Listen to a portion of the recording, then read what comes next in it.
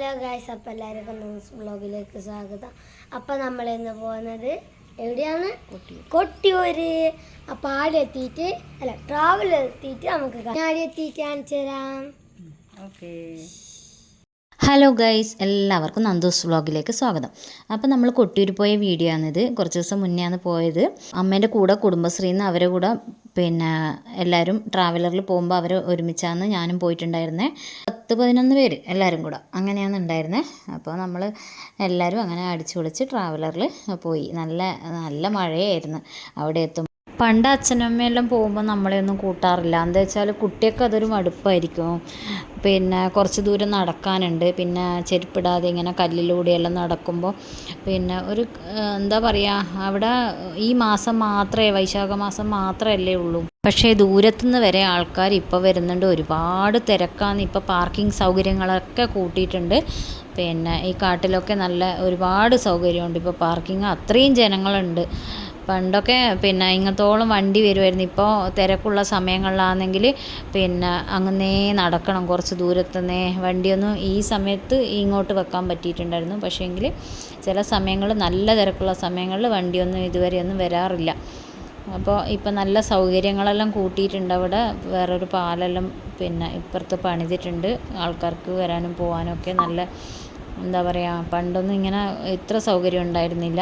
അത്രയും തിരക്കായിരുന്നു. നമ്മൾ പോയ ദിവസം ഓരോ നക്ഷത്രത്തിനും ഓരോ ആരാധനയാണ്. ആ നക്ഷത്രത്തിൻ്റെ ദിവസം അന്ന് ആ നക്ഷത്രത്തിൻ്റെ ഇതുള്ള അധികം അങ്ങനെ ഓരോരുത്തരും നക്ഷത്രം നോക്കിയിട്ടാണ് ഇങ്ങനെ പോവുക. അന്നത്തെ ദിവസം അവിടെ അതിൻ്റെ ആരാധനയായിരിക്കും ഉണ്ടാവുക. ഈ ഓലമേഞ്ഞ കുടിലുകളൊക്കെ ഈ ഒരു മാസത്തേക്ക് മാത്രം അവർ കെട്ടിയുണ്ടാക്കുന്നതാണ്. ഇത് കഴിഞ്ഞാൽ ഈ ഉത്സവം ഇത് കഴിഞ്ഞാൽ അവിടെ ഒന്നും ഉണ്ടാവില്ല. ഫുള്ള് കാട് കയറിയിട്ടാണ് ഉണ്ടാവുക. കൊട്ടിയൂരിൻ്റെ ചരിത്രമൊന്നും എനിക്ക് പറഞ്ഞു തരാൻ അറിയില്ല. അപ്പോൾ ദക്ഷയാഗം നടന്ന സ്ഥലമാണെന്നറിയാം. എന്താ പറയുക, പണ്ട് കുറിച്യർ വേട്ടയാടാൻ പോയപ്പോൾ അമ്പ് മൂർച്ച കൂട്ടുമ്പോൾ അതിൻ്റെ അകത്തുനിന്ന് ഒരു കല്ലിൻ്റെ അകത്തുനിന്ന് രക്തം കണക്കെ ഒരു ദ്രാവകം വന്നു. അപ്പോൾ അതവർ കണ്ടു ഭയന്നിട്ട് പുഴ കടന്ന് ഇപ്പുറം വന്ന് പടിഞ്ഞിട്ട് ഇല്ലത്തിൽ നമ്പൂതിരിയോട് കാര്യം പറഞ്ഞപ്പോൾ അവരവിടെ പ്രശ്നം വെക്കുകയും അത് പ്രകാരം അവിടെ ദേവസ്ഥാനമാണെന്ന് കണ്ടെത്തുകയും അതിന് ശേഷമാണ് ഇങ്ങനെ ഇതുണ്ടായതെന്നാണ് അറിയപ്പെടുന്നത്. അപ്പോൾ എനിക്കിതിനെക്കുറിച്ചുള്ള അധികം ചരിത്രമൊന്നും അറിയില്ല. അപ്പോൾ നമ്മളെ ഇപ്പം വർഷത്തിൽ എല്ലാ വർഷവും പോകാൻ ശ്രമിക്കാറുണ്ട്. എങ്ങനെയായാലും ഒരു മാസം ഉണ്ടല്ലോ. അപ്പോൾ ഏത് സമയത്ത് ഫസ്റ്റ് ടൈമിൽ പെണ്ണുങ്ങൾക്ക് അവിടെ പ്രവേശനമില്ല. അതിന് ശേഷം എത്ര ദിവസം കഴിഞ്ഞിട്ടാണെന്ന് എനിക്കറിയില്ല. അതിന് ശേഷമാണ് പെണ്ണുങ്ങൾക്ക് പോകാൻ പറ്റുക. ആ സമയത്തേ നമുക്ക് പോകാൻ പറ്റൂ. അപ്പോൾ അങ്ങനെ ഒരു 5 വർഷമായിട്ട് സ്ഥിരമായിട്ട് വരാൻ ശ്രമിക്കാറുണ്ട്. കുട്ടികൾക്കൊക്കെ എങ്ങനെയായാലും മടുക്കും. അത്രയും സമയം ക്യൂ നിൽക്കേണ്ടി വന്നത്. അതുകൊണ്ടാണ് നമ്മുടെ ആ സ്വയംഭൂവിൽ പോയിട്ട് പ്രസാദം വാങ്ങാൻ വേണ്ടിയിട്ട് ഒരുപാട് സമയം ക്യൂ നിൽക്കേണ്ടി വന്ന്. അപ്പോൾ അങ്ങനെ കൊട്ടിയൂർ ദർശനമെല്ലാം കഴിഞ്ഞ് നമ്മൾ തിരിച്ച് മടങ്ങി. അത്രയും സമയം ഒരു 3 മണിക്കൂറോളം ക്യൂ നിന്നിട്ടുണ്ടാവും.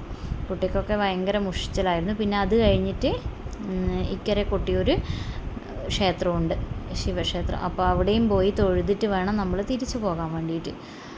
അപ്പോൾ അവിടെ വഴിയിലൊക്കെ ഒരുപാട് ചന്തകളും കടകളും ഒക്കെ ഉണ്ട്. ഇതാണ് ഓടപ്പൂ. ഇവിടെ വന്നാൽ എല്ലാവരും ഓടപ്പൂ വാങ്ങിയിട്ടേ പോവും. അതിൻ്റെ ഇതെന്നാന്ന് എനിക്കറിയില്ല. ദക്ഷൻ്റെ താടിയാന്നാണ് പറയപ്പെടുന്നത്. പക്ഷേ ഒരു വീഡിയോയിൽ ഞാൻ കണ്ടിട്ടുണ്ട് അത് വേറെ പ്രഭു മുനിയോ അങ്ങനെ എന്തോ ഒരു മുനി താടി പറിച്ചെറിഞ്ഞതാണെന്നാണ് പറയപ്പെടുന്നത്. അതിനെക്കുറിച്ച് എനിക്ക് ശരിക്കറിയില്ല. അപ്പോൾ എന്തായാലും ഓടപ്പൂ വാങ്ങിയിട്ടേ എല്ലാവരും തിരിച്ചു പോവും. അതാണ് ഇതിൻ്റെ പ്രത്യേകത. ഇനി അടുത്ത വർഷം നമ്മൾ പോകുമ്പോൾ ആ ഓടപ്പൂ കളഞ്ഞിട്ട് പുതിയ ഓടപ്പൂ നമ്മളെ വീട്ടിൽ തൂക്കിയിടാറാണ് പതിവ്. അങ്ങനെ നമ്മളതൊക്കെ കഴിഞ്ഞ് നല്ല ചന്തയൊക്കെ ഉണ്ട്. അവിടെ നിന്ന് കുറച്ച് സാധനങ്ങളൊക്കെ വാങ്ങി തിരിച്ച് വീട്ടിലേക്കല്ല പോയത് നമ്മൾ പുരളിമല മുത്തപ്പൻ്റെ അടുത്തും പോയി. ഇവിടെ മൃദംഗ ശൈലേശ്വരിയിലും പോയിട്ടാണ് നമ്മൾ തിരിച്ചു പോയത്. നല്ല മഴയായിരുന്നു. എന്തായാലും കൊട്ടിയൂരെ മഴ കൊള്ളണം എന്നാണ് പറയുക. മഴ കൊണ്ടാൽ പനിയും തണുപ്പോ ഒന്നും വരത്തില്ല. അത്രയും ദൈവ ഇതുള്ള സ്ഥലമാണെന്നാണ് കൊട്ടിയൂർ പറയപ്പെടുന്നത്. ഇപ്പോൾ തുടർച്ചയായിട്ട് കുറച്ച് വർഷങ്ങളായിട്ട് എനിക്ക് വരാൻ പറ്റാറുണ്ട്. ഇനിയുള്ള വർഷങ്ങളിലും വരാൻ കഴിയട്ടെ എന്ന് ഞാൻ പ്രാർത്ഥിക്കുന്നു.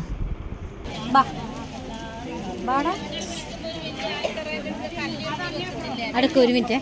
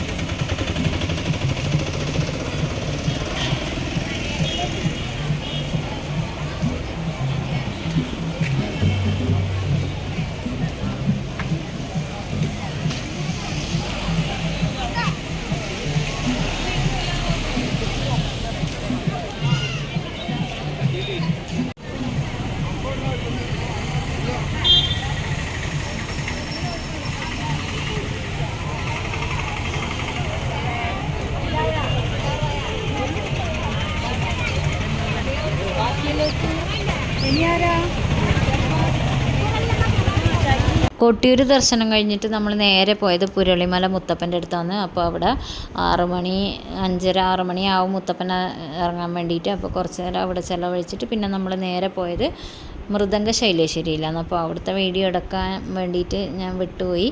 മഴയായിരുന്നു, പിന്നെ അതൊക്കെ കാരണം പിന്നെ ഫോണ് പുറത്തെടുത്തിട്ടില്ല. അങ്ങനെയാണ്. അപ്പോൾ അവിടെയൊക്കെ പോയി നമ്മൾ ഒരു 8:30 9 മണിയാകുമ്പോഴത്തേക്ക് വീട്ടിലേക്ക് തിരിച്ചെത്തി.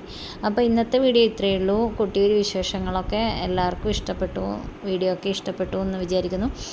അപ്പോൾ എല്ലാവരും നല്ലപോലെ ഇഷ്ടപ്പെട്ടെങ്കിൽ ഒന്ന് കൂടെ കൂടിക്കോളൂ. Okay, Tata, by.